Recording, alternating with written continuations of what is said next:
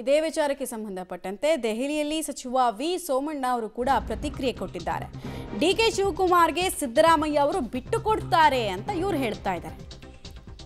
ಅಲ್ಲಿ ರಾಮುಲು ಅವರು ನೋಡಿದ್ರೆ ಸಿದ್ದರಾಮಯ್ಯ ಅವರು ಮುಂದುವರಿತಾರೆ ಅಂತಾರೆ. ವಿ ಸೋಮಣ್ಣ ಅವರು ನೋಡಿದ್ರೆ ಇಲ್ಲ ಡಿಕೆ ಶಿವಕುಮಾರ್ ಬರ್ತಾರೆ ಅಂತಾರೆ. ನಮಗೆ ಇರುವ ಮಾಹಿತಿ ಪ್ರಕಾರ ಡಿಕೆಗೆ ಸಿಎಂ ಸ್ಥಾನ ಕೊಡ್ತಾರೆ. ಅದರ ಮಧ್ಯೆ ಬೇರೆ ಸುದ್ದಿ ಮೂಲಕ ದಾರಿ ತಪ್ಪಿಸಲಾಗ್ತಾ ಇದೆ. ಅನಾವಶ್ಯಕವಾಗಿ ಸತೀಶ್ ಜಾರಕಿಹೊಳಿ ಅವರ ಹೆಸರನ್ನ ಮಧ್ಯ ತರಲಾಗ್ತಾ ಇದೆ. ದೆಹಲಿಯಲ್ಲಿ ಸಚಿವ ವಿ ಸೋಮಣ್ಣ ಅವರು ಮತ್ತೊಂದು ಟ್ವಿಸ್ಟ್ ಅನ್ನು ಕೊಟ್ಟಿದ್ದಾರೆ. ಬಿಜೆಪಿಯ ಇಬ್ಬರು ನಾಯಕರು ಎರಡು ವಿಭಿನ್ನ ಸ್ಟ್ಯಾಂಡ್. ಕಾಂಗ್ರೆಸ್ ಪಕ್ಷ ಗೊಂದಲದ ಗೂಡಾಗಿದೆ. ಹೇಳೋರು ಕೇಳೋರು ಇಲ್ಲದೆ ಹೋಗಿರುವಂಥ ಪರಿಸ್ಥಿತಿ ಬಂದಿದೆ. ಯಾರಪ್ಪ ಯಾರಮ್ಮ ಅನ್ನೋ ಪರಿಸ್ಥಿತಿಯಲ್ಲೇ ಇಲ್ಲದೆ ಇರತಕ್ಕಂಥ ಒಂದು ಅವ್ಯವಸ್ಥೆಯ ಹಗರ ಕಾಂಗ್ರೆಸ್ ಪಕ್ಷ ಆಗಿದೆ. ಆಗಿರೋದ್ರಿಂದ ಯಾರು ಯತೀಂದ್ರ, ಯಾರು ಸಿದ್ದರಾಮಯ್ಯ, ಯಾರು ಡಿ ಕೆ ಶಿವಕುಮಾರು, ಏನು ಇವ್ರಿಗೇನು ಯಾರು ಹೇಳೋರು ಕೇಳೋರು ಯಾರೂ ಇಲ್ವಾ?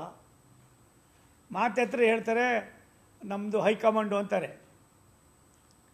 ಯಾತಕ್ಕೆ ಇವೆಲ್ಲ ಮಾಡ್ತಾ ಇದ್ದಾರೆ ಅಂದರೆ 50 ವರ್ಷದಲ್ಲಿ ಆಗದೆ ಹೋಗಿರೋಷ್ಟು ಮಳೆ ಆಗಿ ಇಡೀ ವ್ಯವಸ್ಥೆ ಹಾಳಾಗೋಗಿದೆ. ರಾಜ್ಯದ ಜನ ತತ್ತರಿಸ್ತಾ ಇದ್ದಾರೆ. ಅಭಿವೃದ್ಧಿ ಶೂನ್ಯ ಆಗಿದೆ. ಇದೆಲ್ಲದರ ಮಧ್ಯದಲ್ಲಿ 1, 2, 3, 4 ಈ ಥರದ ಅನೇಕ ಎಪಿಸೋಡ್ಗಳನ್ನ ಇಟ್ಕೊಂಡು ಜನರನ್ನು ಯಾಮಾರಿಸ್ತಕ್ಕಂಥ ಪಾಪದ ಕೆಲಸಕ್ಕೆ ಕಾಂಗ್ರೆಸ್ನವರು ಇಷ್ಟರ ಮಟ್ಟಿಗೆ ಹೋಗೋದು ಒಳ್ಳೆಯದಲ್ಲ.